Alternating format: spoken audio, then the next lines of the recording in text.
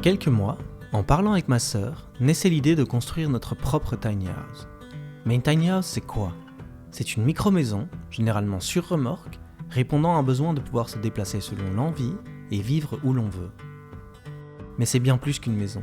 C'est aussi une philosophie, celle de vivre plus simplement, avec moins d'espace et moins d'affaires, mais sans pour autant moins de confort. Elle jouit des mêmes installations qu'une maison classique, à la différence près qu'elle permet de se reconnecter à la nature et réapprendre à apprécier les choses simples. Et c'est ça qui nous a séduits dans le projet. Très vite, le reste de la famille, mon autre sœur, ma mère et mon beau-frère nous ont rejoints pour démarrer l'aventure. Et depuis ce jour, les choses avancent vite, très vite. Mais tout d'abord, il nous fallait un endroit où poser notre future tiny house. Pour ça, on s'est naturellement dirigé vers le village d'enfance de nos parents. Ce village a de nombreux avantages.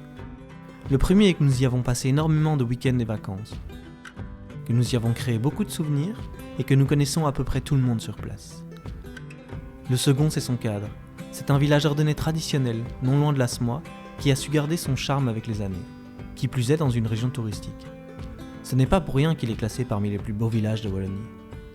Et le troisième avantage est que nous avons quelques terrains sur place qui correspondaient à ce que l'on cherche. Nous avons donc décidé de partir en famille, à la recherche de l'emplacement parfait où notre logement insolite viendrait s'installer.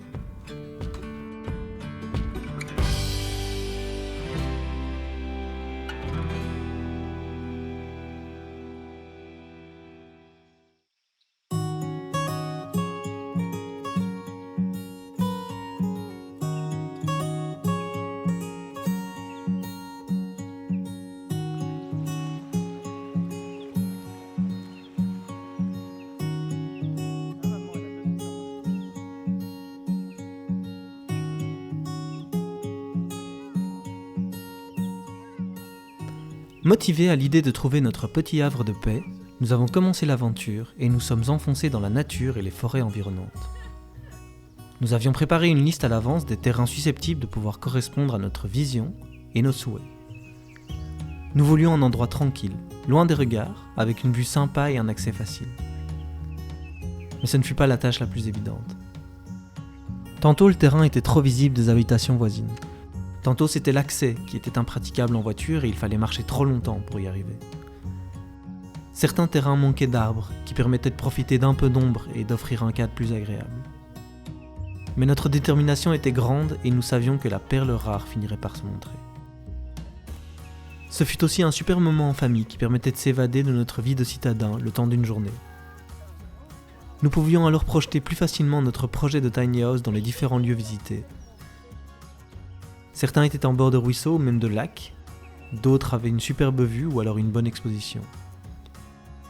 C'est à ce moment-là qu'on a su que les choses avaient changé, et que le rêve que nous avions était concrètement en train de se réaliser devant nos yeux. Après des heures de marche et de découverte, notre vœu s'est enfin réalisé.